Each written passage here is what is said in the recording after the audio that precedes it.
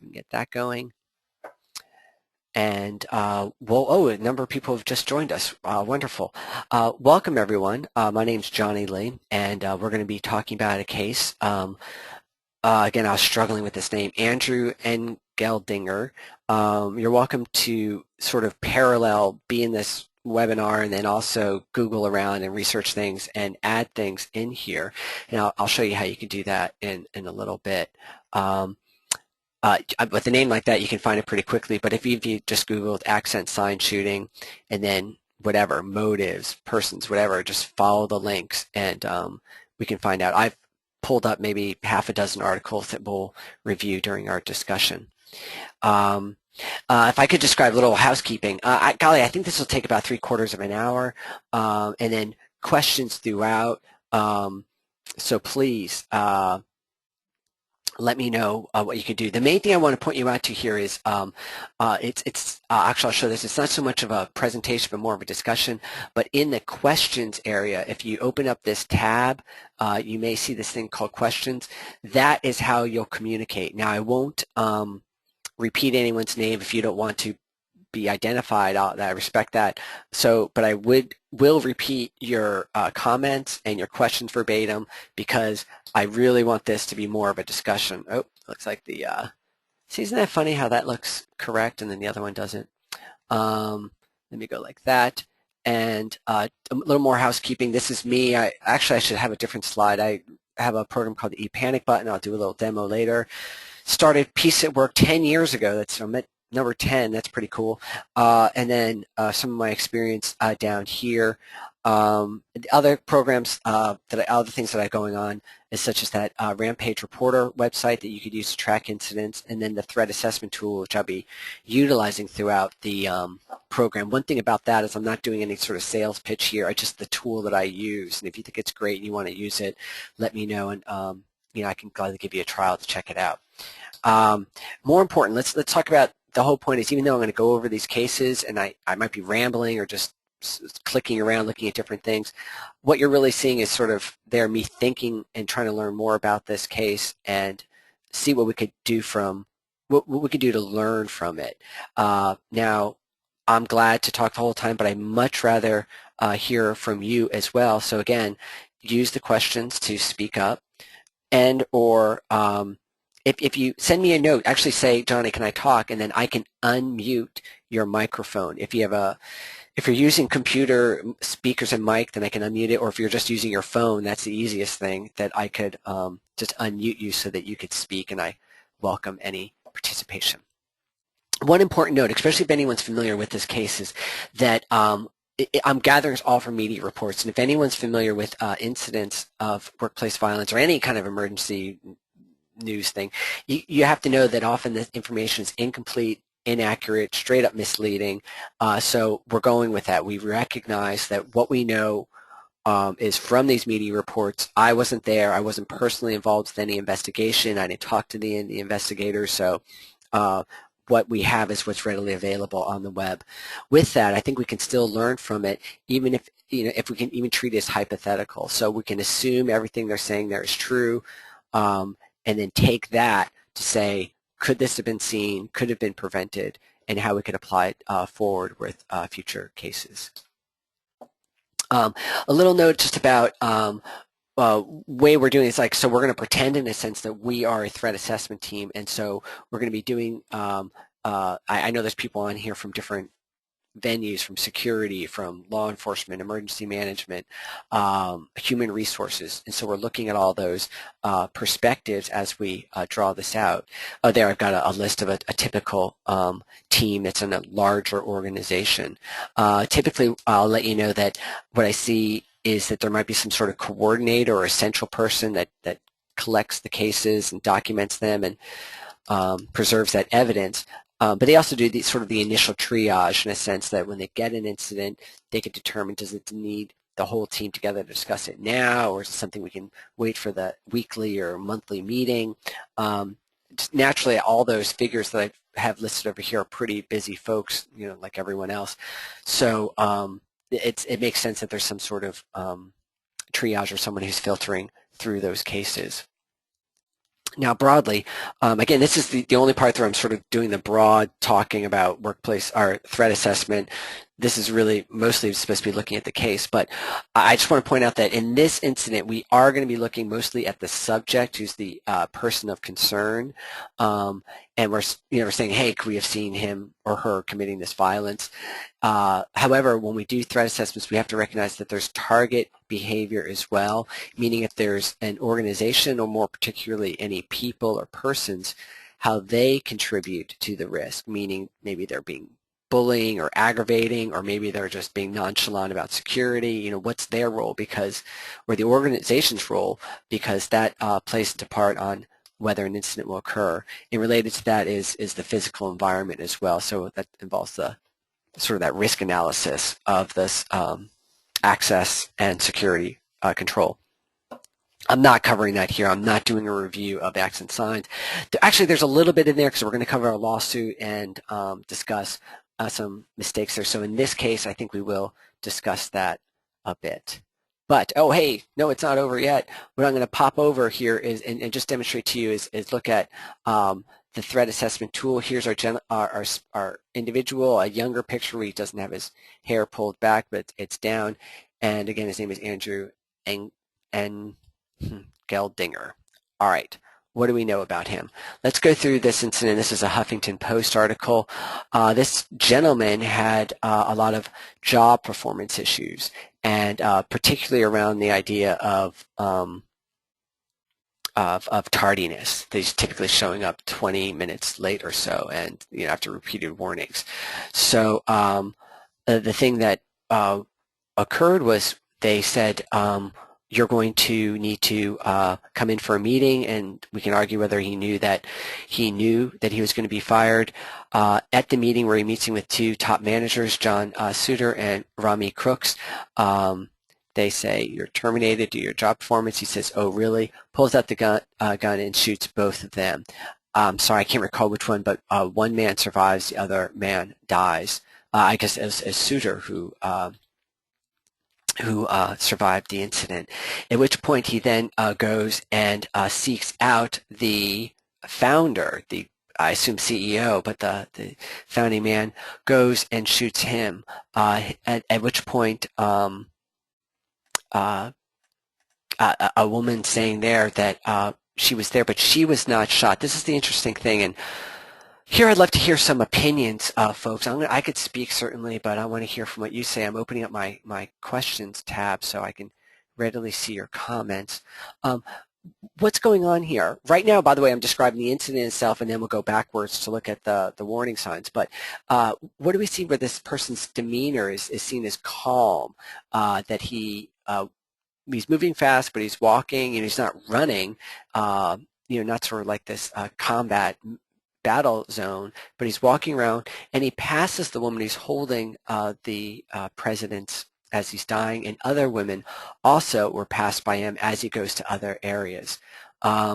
So maybe you're typing now, or you've got an opinion. What I want to put out there is this is a really important part, that he had his targets. He shoots the two people who fired him. He maybe then finds the ultimate boss in terms of the founder, goes after him, and then he continues on. I believe I got it in this article. He shoots co-workers Jacob Beneke, I might be pronouncing that wrong, Ron Edberg, and a UPS driver is obviously not employed, just unfortunately there at the same time, Keith Basinski, and then of course he shoots himself. During the time he also shot another co-worker, Eric Rivers. Interesting again that he's shooting men and not women. I don't know if that was intentional or not, but there's factors that we have to look at. So again, I don't hear or see any comments yet, and I'm going to get into all this other stuff, folks, in a little bit. But before we, jump in with, let me kill that one. Before we jump in with warning signs and such, whoops. What about that? What about the fact that he just went after certain targets? There's one issue about, feeling that he's been wronged, and he's going after those who wronged him. this is a big part where I believe that many of these incidents are due to justice, and he recognizes, in whatever sense, I'm not going to shoot this stranger. They did nothing against me, but these people have hurt me, and I want to go after them. So I'll show you in a little bit where we can find other comments about that. But until I hear from you all, I'm going to keep on moving some of these things through. The first thing that comes through that started the conversation with this case, and we see it again in the Newtown shooting and the Naval Yard, is the subject of mental health. I'm sort of personally glad that we're seeing the conversation switching from gun control to mental health broadly about, as national media picks up this stuff, sort of the mainstream media. But what about that? Let's see. Let's go to his parents. Someone who certainly knew him pretty well were his parents. He was diagnosed with depression. He was put on medication, but he was not using it. He also, I believe, in another spot that he was. I'm trying to find that quote, and I apologize. I know I could put this all in one slide, but I'd much rather show you how you can dynamically go through the slides. Depression, medication. In another spot, I know I found the term schizophrenia. Let's talk, folks. What we could do is then add this issue, and I guess we can broadly call this mental health.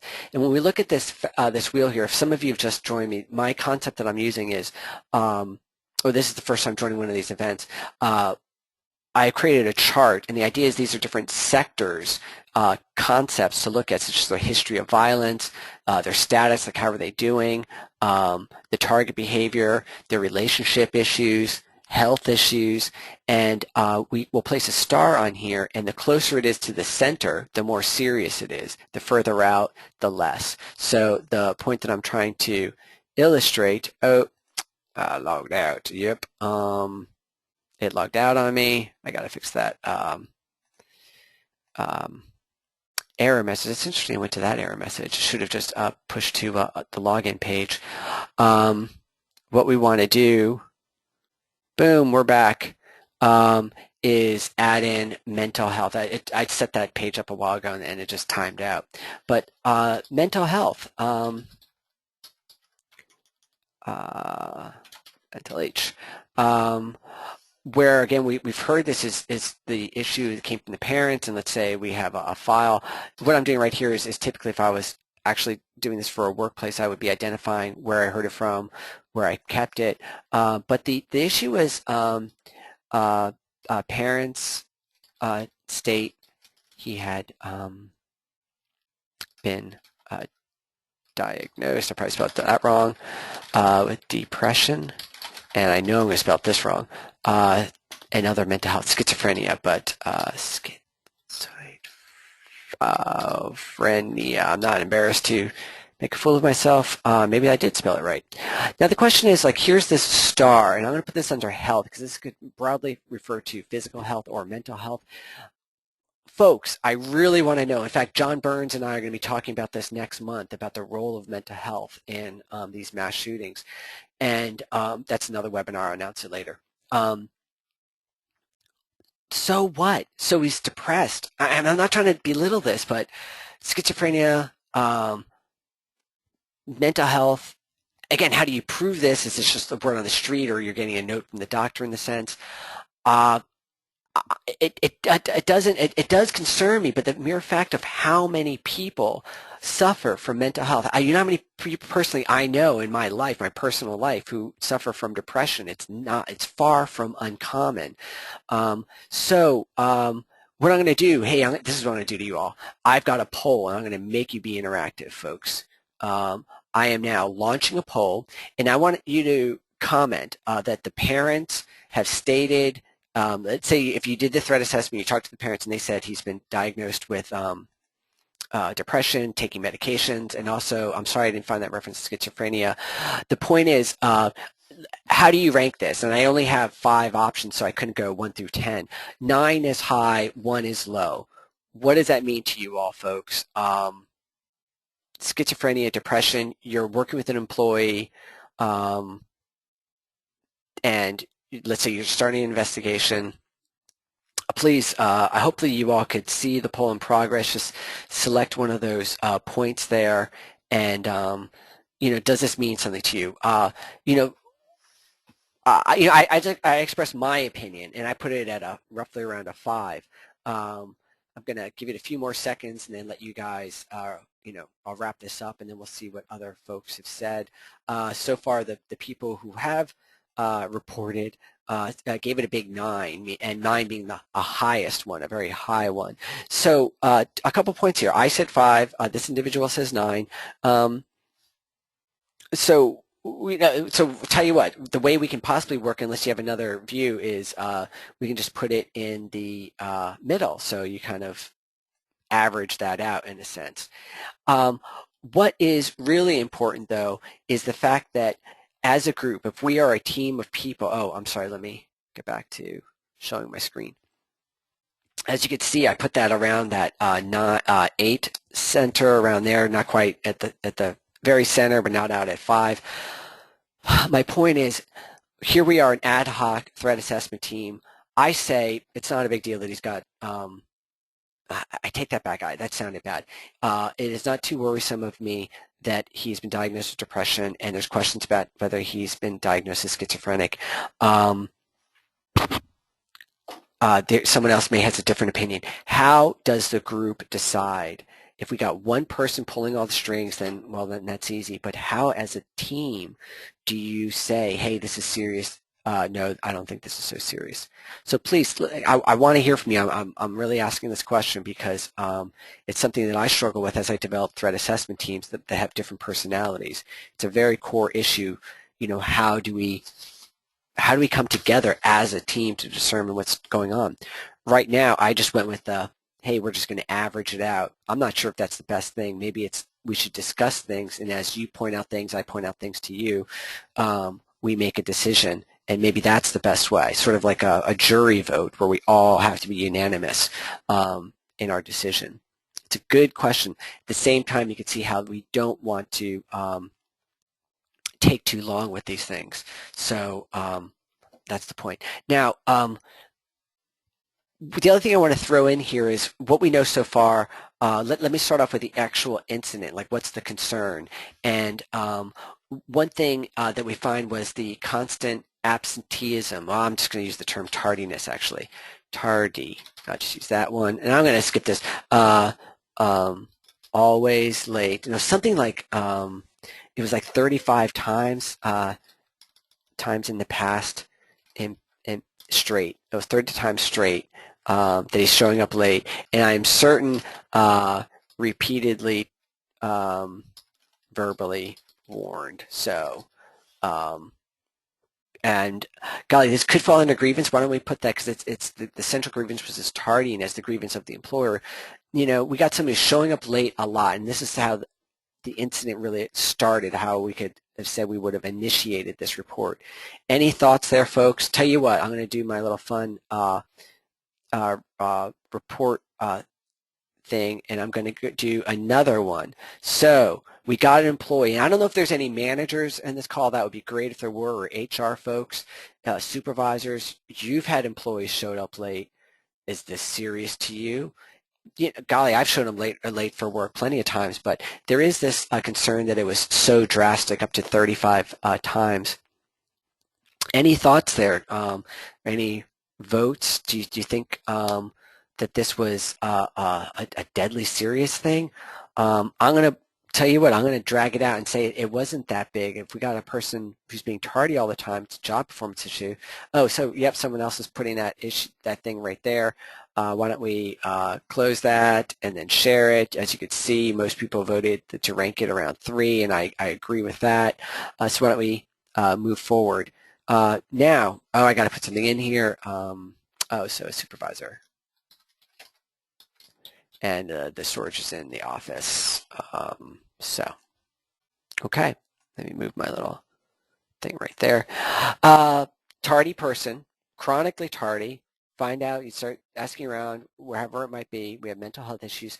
By the way, I'm not even touching a very important issue around private healthcare information. So if let's say this is a manufacturing place. A lot of manufacturing places have occupational health nurses, occupational safety folks, and if the nurse, the RN, the medically trained nurse, had legal access to his diagnosis, or let's say he went to employee assistance program, and the employee assistance in conference finds out that he was indeed diagnosed and is on depression medication. How is this shared? This is a real big issue about, can I now tell his supervisor? Can I tell the HR folks? Can I tell the CEO? Because there's questions regarding the confidentiality requirements of this private healthcare information. I'm not an attorney, so by no means is this legal advice. I can't provide that answer. I can only give the answer as a security person, and I would say that I want to know that info. So as much as I can, maybe in any way we can discreetly control it, which also raises the very important issue is if you've documented this, which I have just done, where is this being stored now? How is this being protected? If you notice, just letting you know, we do have the website encrypted so that the transmission of data is protected. But so far, what we got? Mental health and tardy. Let's talk some more. I still have the. Oh, I'm sorry. Thank you. I appreciate that. Thanks. That's very helpful for you to let me know that I've got to show this stuff. So I put this up here with tardy. I put right over here mental health. To me, I'm still not worried. Meaning, am I going to hire a guard? And actually, that gets very specific. So why don't we move on, if we can? I'll start off with this other article. Oh, there it is. Boom, the first article. Clinically diagnosed with schizophrenia. So, okay.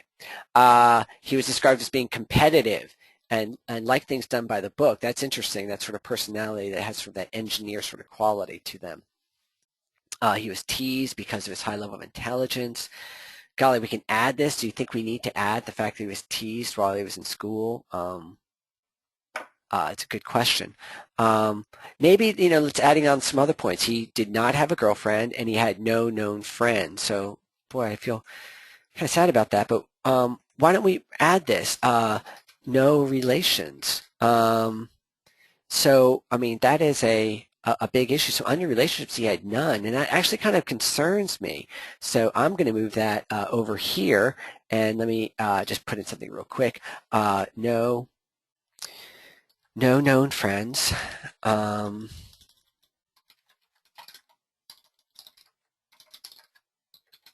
Or I could say girlfriend, but I'm just trying to be politically correct. He had no intimate relationship. I'm just going to put no girlfriend in there as well.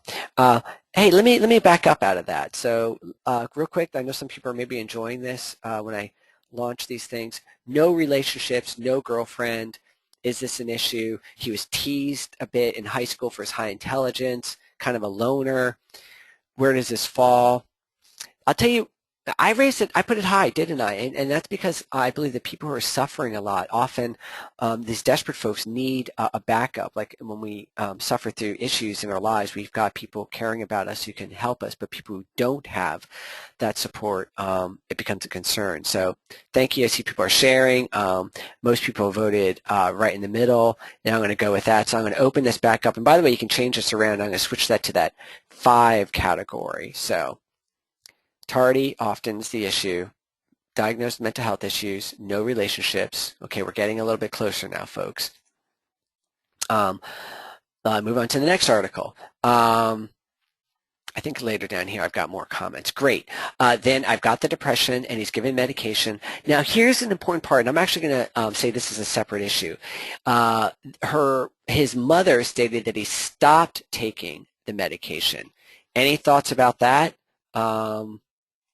Stop taking medication, stop meds, and again, I'm just quickly going to put it in this here, stop taking medication. And one thing, golly, I'm not a psychiatrist or anything like that, but just from my personal experience, I know it's a pretty serious, not myself, but for folks been in my life, that when people stop taking their medication, that is actually, if they've been on it and they've gotten off, that there's usually some pretty aberrant behavior. So the fact that he got off his meds, I'm going to put that right there.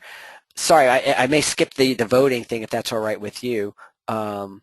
just so we could move on quickly. Sometimes I know I take too long going over a single issue.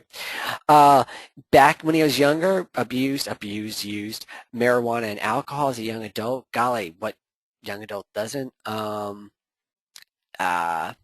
So, hey, if I'm going to do this right, I'm going to fill it out all the way. I'm going to put this, call this drugs, use of I'm going to say weed just to spell it easier, and alcohol. I spelled that wrong, didn't I? When he was younger, entering this information. It doesn't bother me. I put that under a health factor. It could go under a status as well. If anyone disagrees with anything I'm saying, please, I encourage and welcome your input. So, oh, I'm so sorry. Some people are making comments, and because I hit it, it went away. On the no relationships, both of my kids are extremely inverted and suffer anxiety disorders and have no friends. Okay, so that's a great point. So that's an excellent issue. Like in itself, is that bad? I agree with you. I do not think it's bad either. On the meds, I see this as a number one from personal experience with my kids and friends. So, meaning number one being low concern, because I know it's convoluted, but when we say one, that's a low concern, like ranking it 1 to 10, 10 being high, 1 being low. Okay, so I understand you're saying that that's a huge issue. Let me go back to that. And I think what you're saying is not the fact that he was on those medications, but more importantly that he stopped taking them. So that's a bigger concern right there. And then the point about the no relationships. You know, again, that's the whole thing. That's maybe one issue that we have to look at this as the gestalt. Some people are, again, more loner types, and that's could be fine. Again, we're seeing now this bigger picture, stars, a lot of them over here on the left, the big points about his mental health and stop taking medication. Moving on. Okay, now we're getting a bit more things that I would zero in on. He recently purchased, and he bought them online. I've read that from a different article, 12,000 rounds. Golly, I'm buying up my bullets, and I have trouble, like, I have to get them, 2 boxes at a time. 12,000 rounds, and I'm going to add this all together. Recently bought a gun. I'm not too sure actually about when he got it, but I believe it. Actually, it's another article where there's someone says they remember selling it to him, so it couldn't have been that long ago. And he's going to the gun range. So where are we, folks? Let's go back. We can add these all together. I'm going to follow this under history of violence. That's where I put in the weapons issue, but gun and ammo. So I'm going to put in there. Recently bought gun. That is a lot of ammo. I'll say that. And oh, hey, yeah, this is easier. People just want to put in the comments and the rankings. And going to gun range. Going to gun range. Well, this is a good question. Oh, wait a minute. Where'd it go? It wasn't that one. Where'd my gun thing go? Oh, I don't think I moved it into the star. So that's the challenge right there. So I may have to do this again. No problem. I'm going to put this under history of violence. And we saw before a person had an issue about gun. Oh, and ammo. All right. So, and I'll just do the 12,000 rounds right here. Okay. There we go. Now we've got this point about that he has recently purchased a weapon, quite a bit of ammunition going to the gun range. Some people even said that was even closer in, so we could drop that down there. Anyone else? Hey, I want to hear from other folks. Do you think it's odd that he, in itself, I don't think buying a gun is odd. I don't think going to a gun range is odd. 12,000 rounds? Well, good question. I know some people who wouldn't blink at that, and there's other people who would. Again, going back to that team perspective, that multi-team perspective of different opinions. So that's a good point. one thing I typically do, letting you know when we ever do a threat assessment, is very quickly a cheap, easy, quick, fast thing you can do is just do a background check on them, because maybe you did that when they first got hired, but what was that, 5, 6, 20 years ago? So reckless driving, and there was a high-speed chase. What do I do there? I'm going to put that under history of violence in a sense, or it could fall under status, but for the high-speed chase, I'm going to put chase right there. Just put something in there right there. So there's a high-speed chase, and was it reckless driving? And it was a long time ago. All right, folks.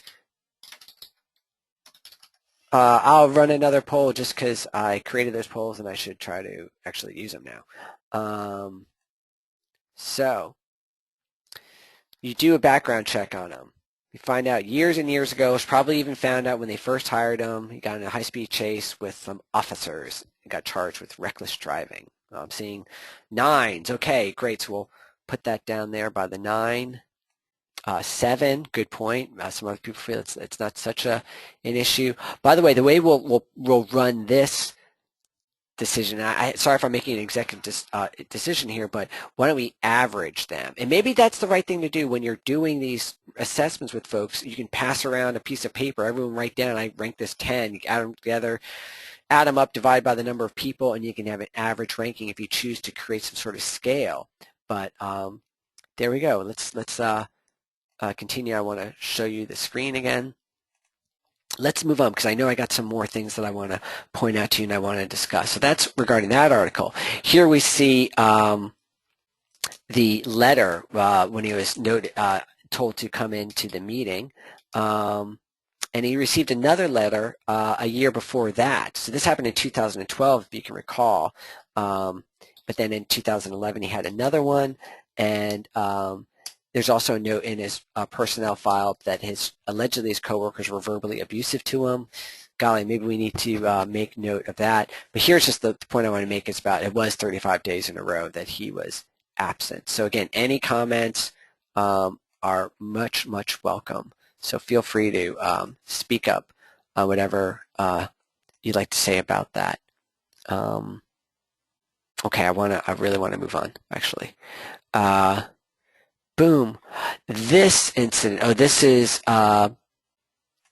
from interviews with his parents. Is that correct? There's his parents. I feel you got it. By the way, this is from personal experience where I was doing victim services for the Asheville police, and these perpetrators, especially in these cases, of course you go to the family members of the deceased, and you just feel so much compassion and sorrow for them. But please understand that the perpetrators' families suffer a lot as well, and they rarely get any kind of support. It makes me think about the woman, the wife whose husband went into the Amish school system a number of years ago, and I can't recall if he sexually assaulted those girls or not, but he shot all those girls. And it was just amazing the way the Amish community, brought the wife in, and just no blame towards her and recognized that she was a victim as well. So I just want to put that out there. All right. Okay. There's a comment here. 35-day absences in a row could have been a rehab or psych hospital or something. Good point. Folks in such a situation often do it. Oh, I'm sorry. I believe it was 35 tardiness. So maybe he had, morning meetings or something like that. It's a good question about if and how the management would know about this. I would think that if he hadn't to be somewhere and was doing something like that, that there would have been some sort of coordination or report or a note saying I'm going to be absent, but that sure is a long time, or a note that he's going to be tardy. I'm certain that the supervisor said, hey, why are you late? And he wasn't forthcoming in stating why he was. But let's go on a little bit more about this individual. There you saw the points about the depression. Now this is something that's interesting to me, and I don't know where to start. I'll just talk about it. Apparently the parents stated that in communication with him that he believed in some giant conspiracy involving the government, FBI, the police, people at work, people on the street, involved everybody. And it's a very curious point because the Naval Yard shooting, what was his name? Oh, I have it written. Adam. He also stated this extreme paranoia. So there's mental health, there's depression, there's things like that, but paranoia is a real frequent thing that we're seeing over and over again. And I'm going to go ahead and add that as a mental health thing. This paranoia with an O stated. Let me see if I could still pop out of here. Now I'm going to copy that text and add it in here. Now, tell you what, folks. Oh, I forgot to save it. So that's a good point, the fact that it disappeared. So I got to do something with this. Under health, I'm going to move that there. Still, I'm still waiting for folks to hear their opinion about this issue. Paranoia, I'm putting under health. It could easily fall under status or things like that, but any thoughts? I'm going to put it at that thing. I want to read some more. 8, that's where I put it. They're often so sick and ashamed that they don't tell anyone. That's that in regards to why they did not were forthcoming with their reports. That's a good point. That you felt maybe they wouldn't understand, or it felt it's business. For whatever reasons, he chose not to share that information. Where are we? Apparently it was very difficult. Now, this is very interesting, and this is heard from other folks, and this is where I'd love to know some more and get more involved with the report. According to the parents, he was never violent, and there was no other reports that he was violent, no indications. There is one thing in the lawsuit saying that he was prone to violence, but where? So what did he throw a hammer? Did he curse someone out? Did he punch someone out? Did he scream at anyone? His parents saying he was never violent, and in all of this attention, there's been no documentation of any sort of violent behavior. So under history of violence, I'm gonna pop that out here unless I have any thoughts about that, and say not violent. it just hit me a limitation with this program and how we're going to fix it, but I'll make a mental note and do that later.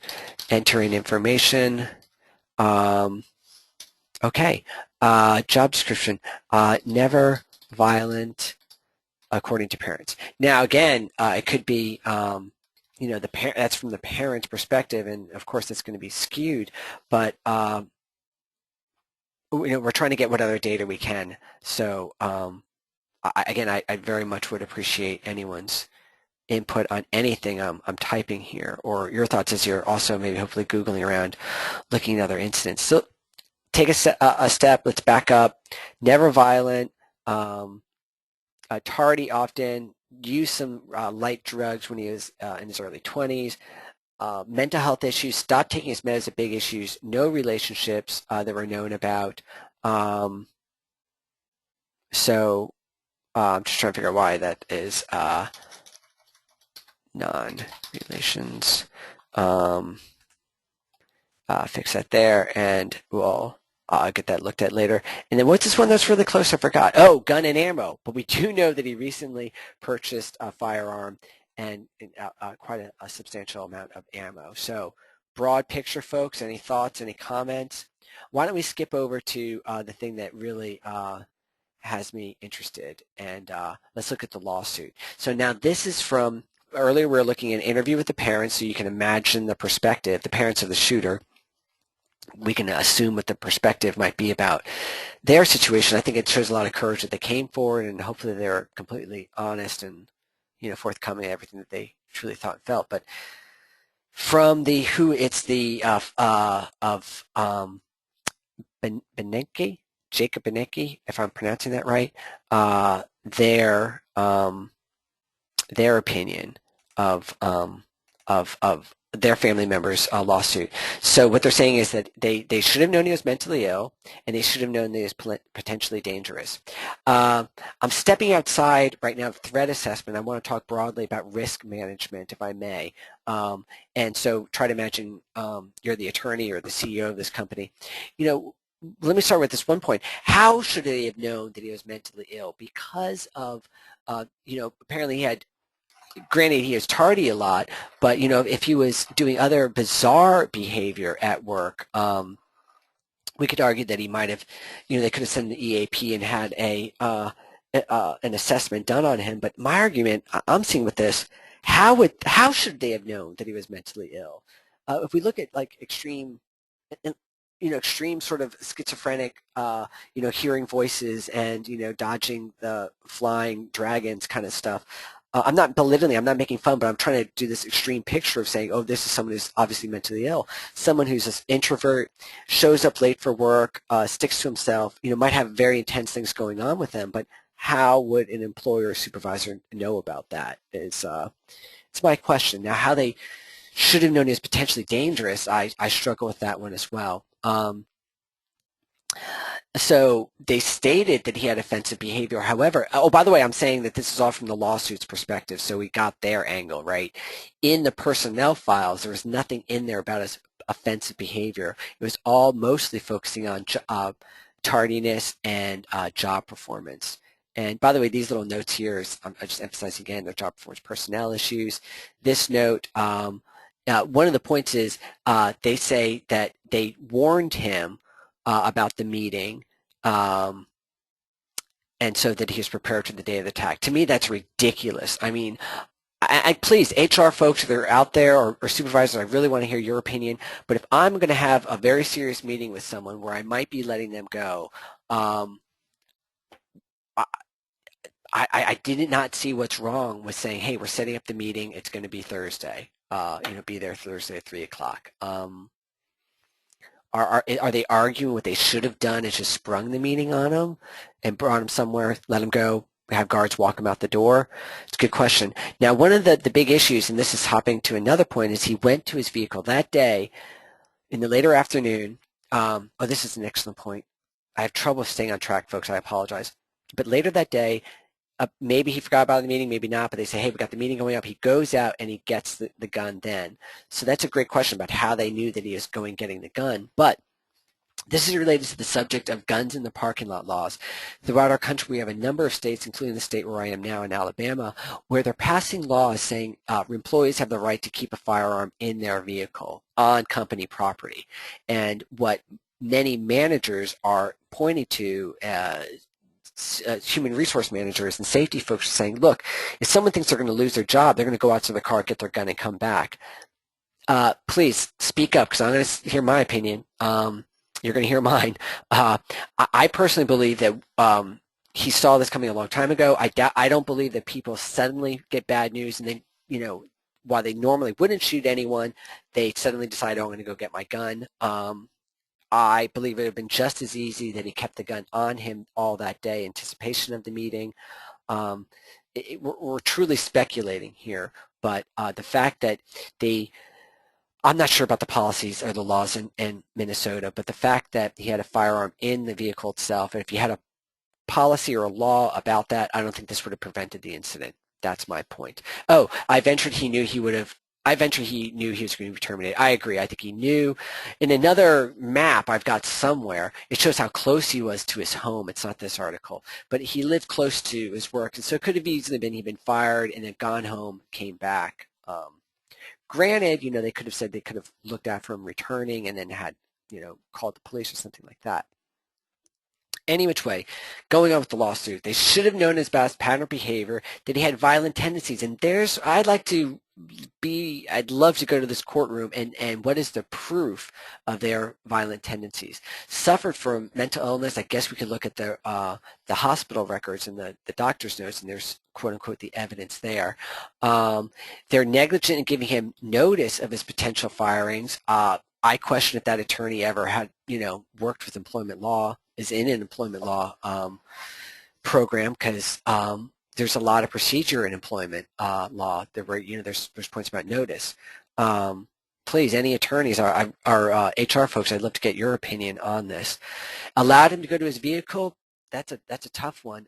Hey, Andrew, we got that meeting. Remember, we got to have that meeting. Okay, and then he takes a break and goes out to his car. Good question. Now, here's one thing about they're claiming that they had no security cameras, and I'm just going to tell you straight out that I'm a little tired of people talking about the value of security cameras in these incidents. Now, granted, if there was a guard watching the monitors and they go, hey, Andrew's going out to his car, and they zoom in on his vehicle, certainly that would have been great. But I guess there's questions about the surveillance state.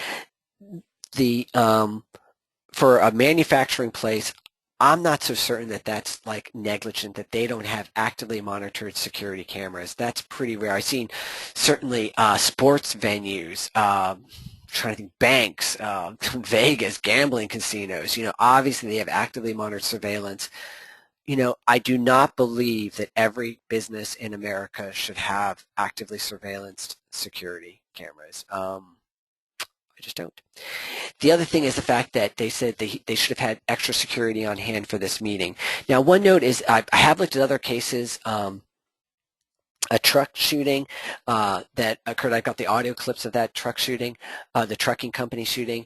And the question is, there's terminations going on right now. We're in the town you're in, the building maybe you're in, there could be terminations going on. It happens every day. Thousands of people get fired due to misconduct or job performance every single day. Should there be extra security every single time? No. The question is, given what we knew, this is my point. So now we did a threat assessment. We've looked at this. We did a rough speculative threat assessment. And now we can look back. If we knew about the gun, absolutely. So that's the question. If we knew about it, if we knew he was off his meds, other things like that, then I would certainly, absolutely say that we needed to look at these issues. So I see why that doubled up there. But what we need to do is look at this and say, wow, is this really, would you have hired a guard? Depending upon how much you've known. And any opinions there, folks? We're wrapping it up. We're coming up to about 45 minutes afterwards. I really wanted it to really focus in on this article because we're saying that the company was negligent for not knowing he was violent. I don't see any violent tendencies. Should have known that he is severely mentally ill. My question is how they would have known that. That's private healthcare information. Allowed him to go to or they got him because they gave him notice of his potential fire. I don't see that either. It sounds like I'm really an expert defense for the defendant, doesn't it? Saying that they should have had security cameras, I say I'm not seeing that. No extra security on hand. Folks, help me out here.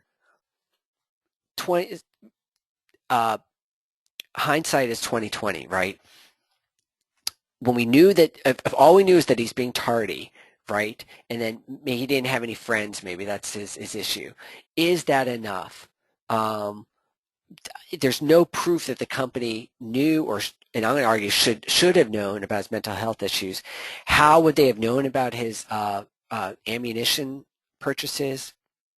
Again, if they made a threat, this is the bottom line with me. I don't see any threat here. I didn't hear him ever say, I'm going to get you if you fire me. No intentions of this being, really hostile.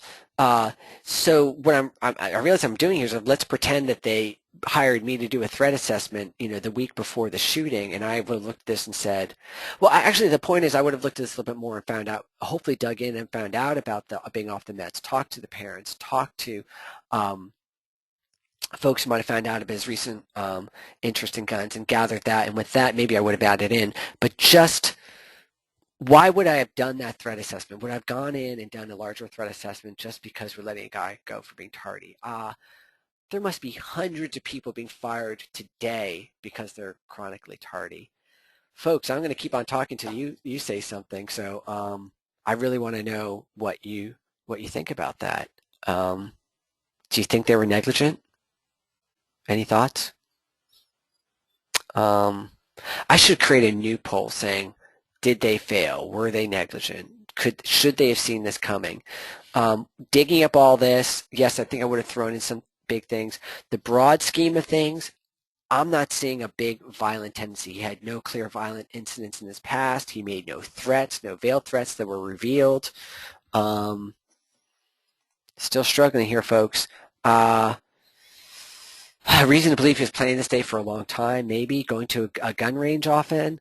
That does not scare me. The fact that if someone made a threat and was going with other issues and getting off his meds and other paranoia things, if I knew about that, then yes, it's an issue. Just the fact that they're going to the gun range, not doing too much. Now, this is again from the family members of one of the deceased saying that there's a personal animosity towards this individual, and he called the shooter his nemesis. Now, how could that have been known? Did it ever come to the point of, you always might dislike someone at work, and my little comment here, was that sort of a joke, or was it a serious issue? There was some serious hostility between these two people.